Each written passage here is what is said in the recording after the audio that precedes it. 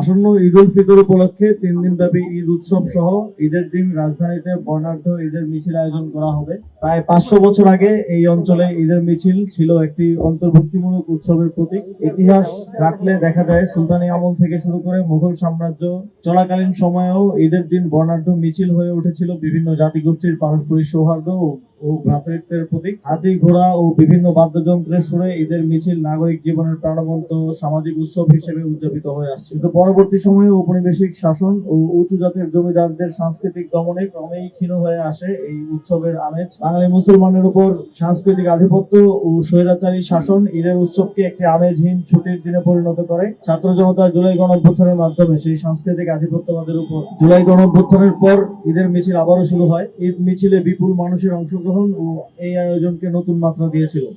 ঈদ মিছিল শহরের সড়ক অতিক্রম করার সময় পথের ধারে দাঁড়িয়ে থাকা অসংখ্য মানুষ স্বতঃস্ফূর্তভাবে এতে যুক্ত হন। শিশু, তরুণ ও প্রবীণ সকলেই ঈদের আনন্দ ভাগাভাগি করতে রাস্তায় নেমে আসেন, ফলে পুরো শহর উৎসব পরিবেশে মুখর হয়ে ওঠে। এই ধারাবাহিকতায় এবছরও নাগরিকদের অংশগ্রহণে আয়োজন করা হচ্ছে ঈদের মিছিল। এবার শুধু ঈদের দিন বর্ণাঢ্য মিছিলই নয়, বরং ঈদের আগের দিন থেকে টানা 3 দিন যাবত উদযাপিত হতে চলেছে। ঈদের আগের দিন চাঁদ রাতে রাজধানীর রবীন্দ্র সরোবরে আয়োজন করা হবে মেহেদি উৎসব ও সাংস্কৃতিক সন্ধ্যা। ধর্মবর্ণ নির্বিশেষে নাগরিকদের যে কেউ এই মেহেদি উৎসবে সামিল হতে পারবে। চাঁদ রাতে চলবে ঈদের গান, কবিতা ও নানা আয়োজন। ঈদের দিন সকাল 10টায় জাতীয় ঈদগাহের সামনে হাইকোর্ট প্রাঙ্গণ থেকে ঈদের মিছিল শুরু হবে।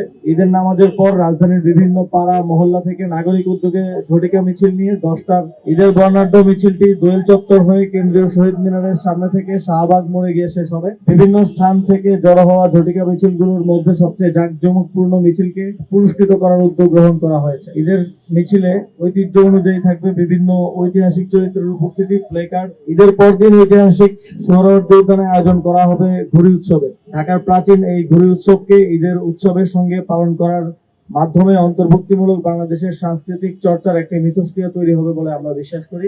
এই আয়োজনের বাস্তবায়নের জন্য একটি বাস্তবায়ন কমিটি গঠন করা হয়েছে এবং কার্যক্রম পরিচালনার লক্ষ্যে কয়েকটি উপকমিটিও গঠন করা হয়েছে। শিশু কিশোরদের আগ্রহী করতে ঈদের মিছিলের বড় একটি অংশ জুড়েই থাকবে কিডস জোন। 100 বছরের ঐতিহ্যপূর্ণ এই ঈদ উৎসবে ব্যাপক উপস্থিতির প্রত্যাশা করা হচ্ছে।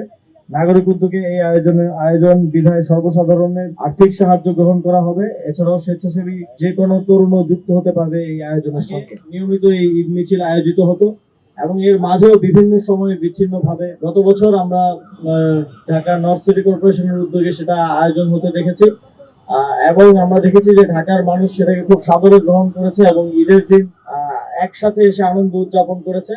এবারে আমরা সেই সুযোগটা তৈরি করতে চাই এবং সেই জন্যই আমরা ঢাকার নাগরিক উদ্যোগে এবার ঈদ মিছিলটা আয়োজন করতে যাচ্ছি। এক্ষেত্রে আমরা সর্বসাধারণের অংশগ্রহণ এবং সকলের সহযোগিতা প্রত্যাশা করছি। আমাদের সাথে যে কেউ চাইলে ভলান্টিয়ার হিসেবে যুক্ত হতে পারবেন এবং আমরা এটি এক ধরনের ক্রাউড ফান্ডিং এর মাধ্যমে এই ঈদ মিছিলের ফান্ডটা কালেক্ট করব। আপনাদের সকলকে আবারও ধন্যবাদ। এখানে বাচ্চাদের কিডস জোনের কথা বলেছে, তারপরে আমাদের ঘুড়ি উৎসব আমরা একদম প্রায় হারিয়ে ফেলেছি। ঈদের পরের দিন ঘুড়ি উৎসব থাকবে, ঈদের আগের দিন রাতে মেহেদি নাইট এবং শুধু মেহেদি, এখানে একটা বলে রাখি মেহেদি নাইট কিন্তু শুধু মেয়েদের জন্য না, মেহেদি নাইট মেয়েরা করবে এবং পাশাপাশি কিন্তু সাংস্কৃতিক অনুষ্ঠানও আছে। তো আপনারা ঈদের আগের দিন রাত, ঈদের দিন ঈদ মিছিল এবং ঈদের পরের দিন আমাদের ঘুড়ি উৎসব আছে। এরপরেও আপনারা